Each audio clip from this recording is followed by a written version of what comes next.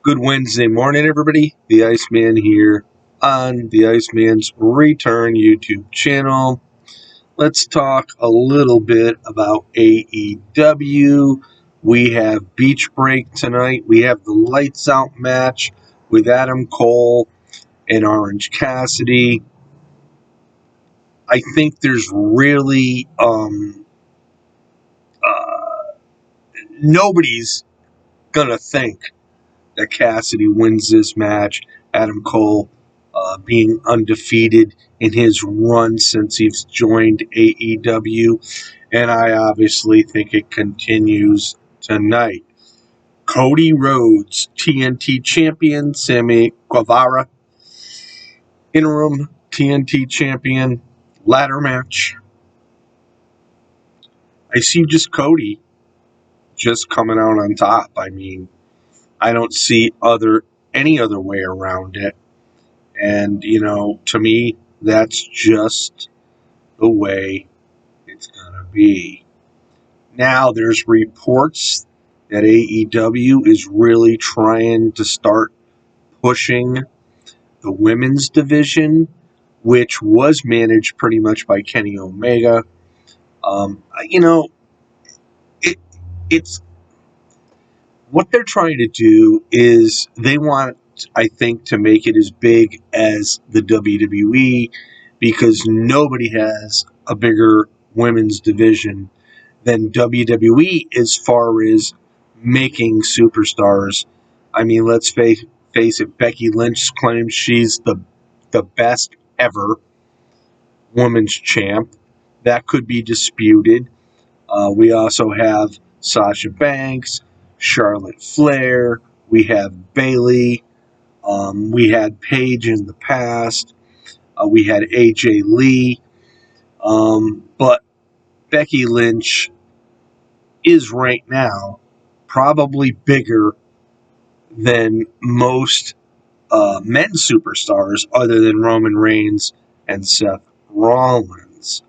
But AEW is trying to bring in more women, and according to Serena Deeb, they're bringing in some more.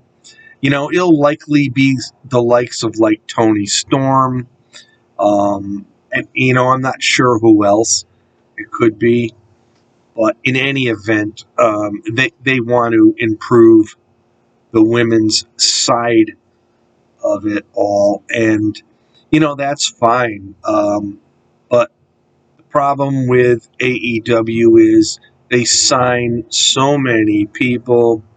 You have Dark Elevation, you have Dark, you have Dynamite, you have Rampage. Where are you going to find the time? And this is disconcerting for many of the stars. And, you know, that's why with all these little promotions out there, like Game Changer Wrestling, MLW, NWA Power, I mean, there's a list of them.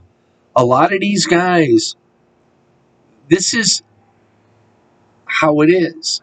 If you want to make a name for yourself, a lot of these guys have to go to these smaller promotions and become huge.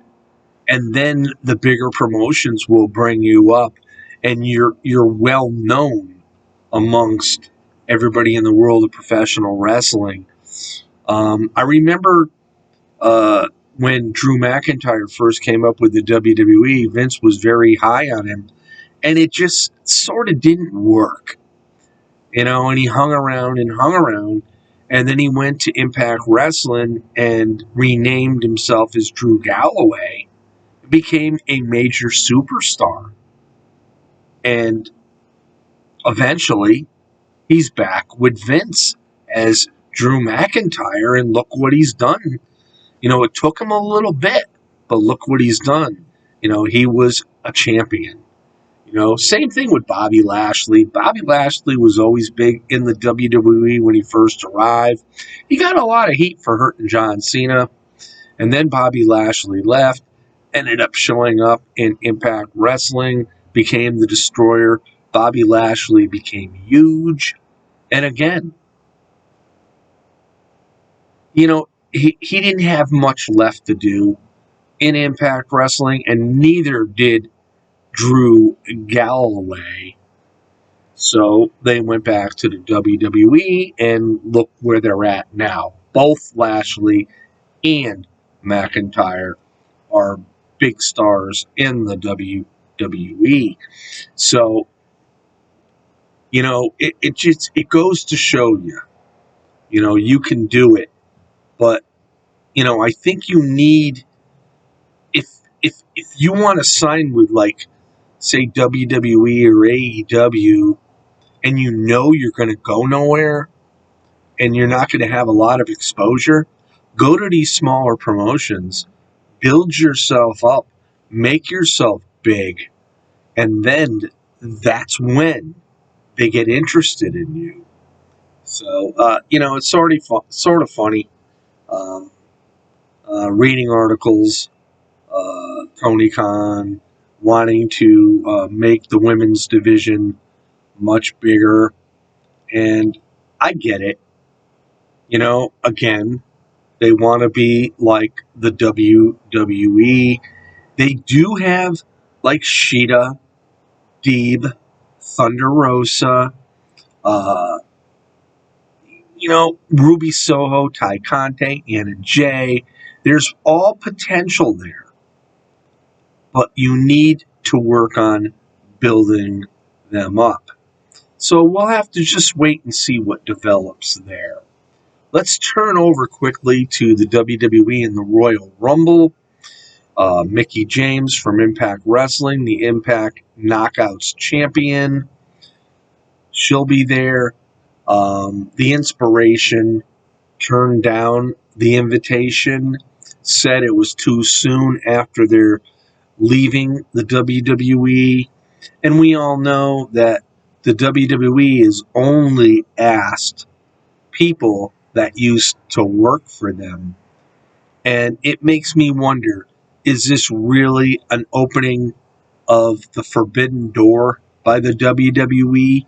Or is it really they wanted to fill the 30 women roster, to,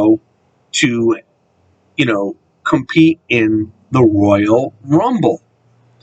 And when it comes down to it, it is what it is. And now there's rumors that Ronda Rousey's going to show up. She's going to be a surprise entrance person. And again, she may face Becky at WrestleMania if Rousey wins the Royal Rumble. Do we really want to see it again? I'm tired of Ronda Rousey. You come around.